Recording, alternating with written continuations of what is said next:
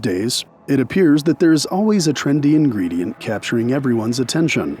At present, activated charcoal has taken the spotlight and can be found in various beauty products, health supplements, and even food items. Despite claims of its detoxifying abilities, it is important to note that only the human body itself, with the assistance of the liver and kidneys, can truly detoxify. Although activated charcoal may not fulfill its current trend, it poses no harm when applied topically or consumed. On the other hand, common charcoal is known to be carcinogenic and has been linked to causing cancer. Interestingly, there was another ingredient that gained popularity in the early 1900s, which was incorporated into a wider range of products compared to activated charcoal today. This ingredient found its way into toothpaste, beauty creams, lotions, corsets, watches, and even water. However, it resembled common charcoal more than activated charcoal and was actually extremely dangerous. This substance was radium, and its usage resulted in the deaths of numerous individuals. Radium is a naturally occurring metal with an atomic number of 88 and symbol Ra on the periodic table. All isotopes or variations of radium are radioactive, emitting energy or radiation as they decay. The instability of the radium atom's nucleus causes it to lose particles over time. The rate at which it loses half of its original particles is referred to as its half-life, which is used to measure its decay rate. The most stable isotope of radium is radium-226, with a half-life of 1,600 years, eventually decaying into radon gas, another radioactive substance. Radium, as it undergoes decay, releases energy that has the ability to stimulate other chemicals, resulting in a greenish-white luminescence. In its natural state, radium is found in uranium and thorium ore, and it is not essential for the human body or any living organism. In fact, when radium comes into contact with living organisms, it poses a significant health risk due to its radioactivity. Presently, radium is solely used in nuclear medicine to aid in the assessment of cell function. It essentially functions like X-rays, but from within the body, and is employed as a tracer in body scans such as positron emission tomography, PET, to identify cancerous areas. Marie and Pierre Curie discovered radium in 1898 as radium chloride, which was in the form of a salt. They successfully isolated it in its pure metallic state in 1910. At that time, radioactivity was a novel concept in science, and its hazards were not well understood or recognized. Radium was merely an intriguingly rare glowing substance that emitted warmth when touched, without raising any alarms. However, it was discovered that radium posed significant dangers to human cells. If a test tube containing radium was left in a pocket or in direct contact with the skin for several hours, lesions would appear long after its removal. Marie Curie herself demonstrated this when she developed a large lesion on her skin after holding radium against it for an extended period. What was not discovered until much later were the long-term effects of simply being in proximity to radium. Being radioactive, radium emits energy in the form of gamma rays, which can lead to genetic mutations, cellular damage, and cancer. If ingested, radium is processed by the human body in a manner similar to calcium, ultimately being deposited in the skeletal system after circulating through the bloodstream. This leads to the development of bone cancer and tumors long after exposure has ceased. In the early 1900s, radium was experimented with as a potential treatment for cancer due to its evident destructive effects on tissues. Dr. Howard Kelly, a prominent figure in gynecology, was known to administer excessive amounts of radium to his patients. This led to private physicians throughout the United States adopting its use for treating various other ailments, including schizophrenia, hypertension, and generalized pain. Unaware of its true nature and lacking knowledge on how to effectively treat these conditions, they resorted to trying radium for everything. However, as scientists and researchers observed the harmful effects of radium, it was soon determined that its negative consequences outweighed any potential benefits as a medical treatment. Nevertheless, outside of academic and scientific circles, radium continued to be hailed as a miraculous substance. In the realm of health, an entire industry of patent medicines emerged, all containing radium, a rare, new, and captivating element. Patent medicines are commercially available products that are heavily marketed as remedies, often featuring exotic or trendy ingredients. They are typically advertised as cure-alls, yet remain untested and are primarily designed to exploit desperate and unsuspecting individuals for financial gain. To prevent fraud, unintentional poisoning, and deceptive advertising, government regulations have increasingly restricted the availability of such products.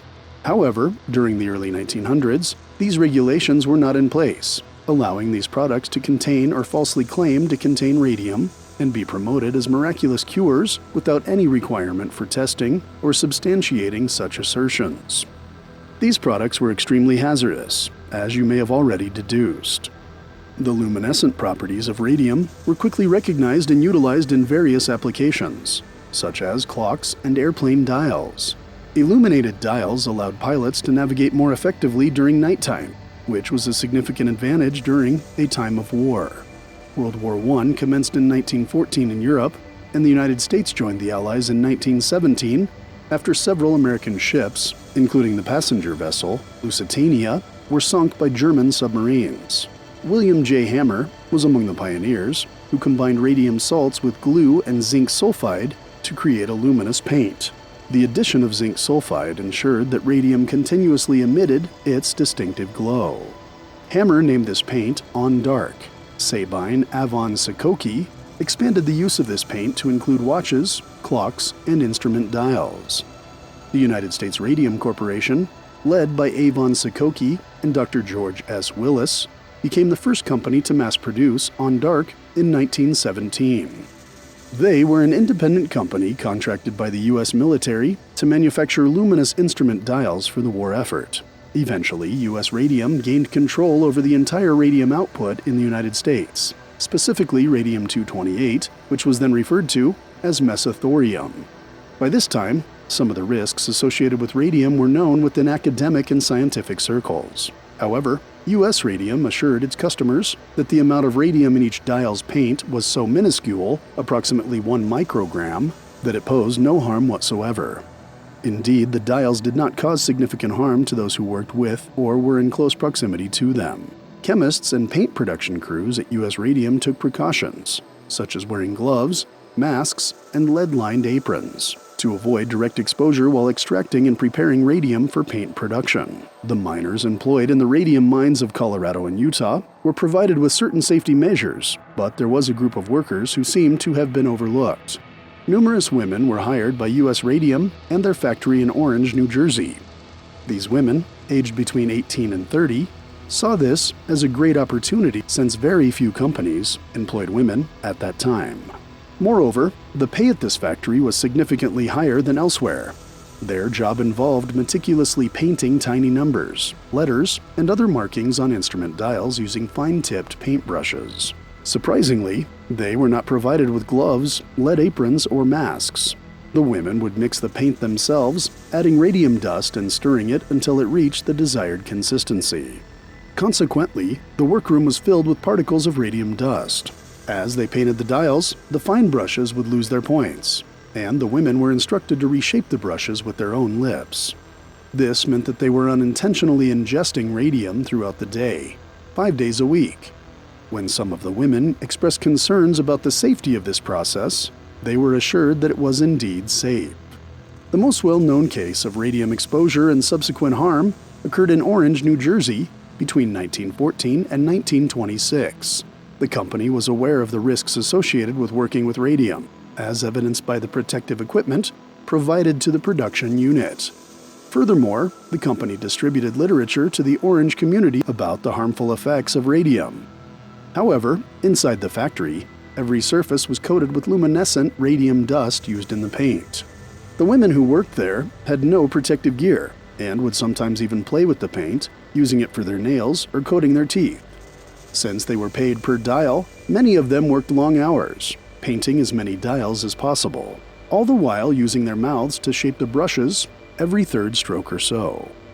A well-known story from the workroom tells how the owner of the company noticed one of the girls pointing her paintbrush with her lips. Immediately, he instructed her not to do so. Concerned, the girl approached her supervisor and asked if there was any danger in pointing her brush with her lips. but the supervisor assured her that there wasn't, so she continued with the practice. Despite the company's attempt to introduce glass rods with pointed tips as an alternative to paintbrushes, the women were advised to stick with lip pointing because it was faster and more profitable for both the company and the workers. Unaware of the risks involved, most of the women considered themselves fortunate to be working at the factory. They believed they were contributing to the war effort by painting dials with radium, a seemingly miraculous substance that was being incorporated into various products. People hoped that radium would not only cure numerous ailments, but also bring them substantial wealth. Radium toothpastes, radium hair creams, radium-lined corsets, and even radium-infused dishware were marketed to the public. However, many of these products did not actually contain radium, as it was a rare substance. One exception was a specific brand of radium water called Radithor, which was manufactured between 1918 and 1928. Radithor contained triple distilled water and a minimum of 1 microcurie of 2 different isotopes of radium, radium-228 and radium-226. It was created by William J.A. Bailey, a self-proclaimed doctor and Harvard dropout, and produced by Bailey Radium Laboratories Incorporated, located near Orange, New Jersey. Like other similar products, Radithor was advertised as a cure-all, claiming to treat a wide range of conditions from impotence to muscle pain. A wealthy socialite and sportsman named Eben Byers was prescribed this water by a physiotherapist. Byers enthusiastically consumed it and recommended it to his friends. He went as far as feeding it to his horses on occasion. Unfortunately, Byers' lifetime consumption of over 1,400 bottles of Radithor led to his death in 1932 from radium poisoning. His highly radioactive corpse was buried in a lead-lined coffin, which was later exhumed in 1965 for study, and still found to be highly radioactive. William Bailey, the creator of Radithor, also met a tragic fate as he died from bladder cancer, likely caused by his own product. The women of Orange, New Jersey, suffered even more consequences from their exposure to radium. Years after leaving their jobs at U.S. Radium, many of the women began experiencing unexplained health issues. They appeared pale, had easily bruised skin, and developed red or purplish spots on their bodies. These symptoms were later identified as aplastic anemia, a disease that damages the bone marrow and leads to a deficiency of all 3 types of blood cells: red, white, and platelets. The radium had been absorbed into their bones, similar to calcium. Additionally, many of these women developed a condition known as radium jaw or necrosis of the jaws, which caused bleeding gums, tooth loss, and bone tumors. In 1924, a dentist named Dr. Theodore Blum first reported this condition, and later that year, Dr. H.S. Martland determined that it was the result of ingesting radium paint. The women had unknowingly ingested the radium by shaping their brushes with their mouths. Despite the dial painter's complaints, U.S. Radium denied any responsibility and dismissed them as a publicity stunt. They even bribed doctors to claim that the employees of U.S. Radium were in good health. The company claimed that many workers had pre-existing conditions and were attempting to deceive the company for money. Grace Fryer, a victim of radium poisoning, aimed to challenge U.S. Radium for the right to sue them for occupational diseases. New Jersey's law had a 2-year statute of limitations for occupational injuries, which had already passed by the time the effects of radium poisoning became apparent. Fryer, along with 4 other women, sought damages for the company's negligence, earning them the nickname Radium Girls. Despite initial struggles to find legal representation due to the company's power and influence, the women persevered. U.S. Radium hired experts to claim their workshops were safe and even launched a smear campaign against the women, alleging they were suffering from syphilis instead of radiation poisoning. Additionally, they prevented the publication of a damning report by Dr. Cecil Drinker, which revealed the severe radiation contamination and unusual blood conditions among the workforce. The initial report was concealed, and a revised version, extensively altered by U.S. Radium, was submitted to the Department of Labor, claiming that all workers were in good health. Drinker, determined to make his findings known, published his original report in a scientific journal. In 1925, 2 years after Drinker's publication, Fryer managed to find a lawyer named Raymond Berry to represent them. However, the legal proceedings progressed at a sluggish pace, and by the time the women appeared in court in 1928, 2 of them were completely bedridden, and none of them had the strength to raise their arms to take the oath. The visible illness of these women caused a sensation in the media and an outpouring of support. Numerous frustrating reports were released, detailing how U.S. Radium attempted to evade these accusations, which left the public feeling angry and frustrated, with newspapers condemning the company's actions as cruel and despicable. Nevertheless, the company adamantly denied any responsibility. Amidst this legal battle, a doctor examined the jaw of Amelia Magia, a dial painter who had passed away. In the final months of her life, Magia's jaw bones had deteriorated to such an extent that they had to be removed. While her official cause of death had been reported as syphilis, the doctor suspected it was due to radium poisoning. An X-ray of her jaw revealed patterns on the film indicating high levels of radioactivity in the bone.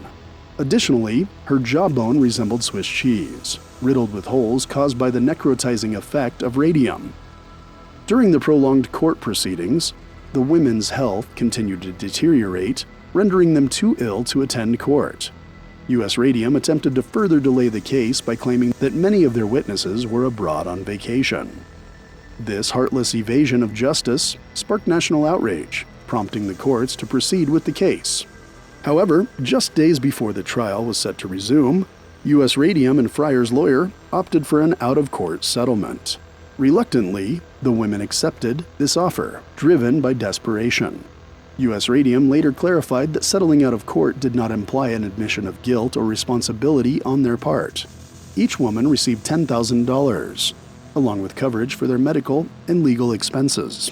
Additionally, they were guaranteed an annual payment of $600 until their death. Unfortunately, only a few of the women were able to collect these annuity payments as they passed away shortly after the settlement. The last of the Radium Girls succumbed to their illnesses in the 1930s, and U.S. Radium eventually closed its doors in 1926.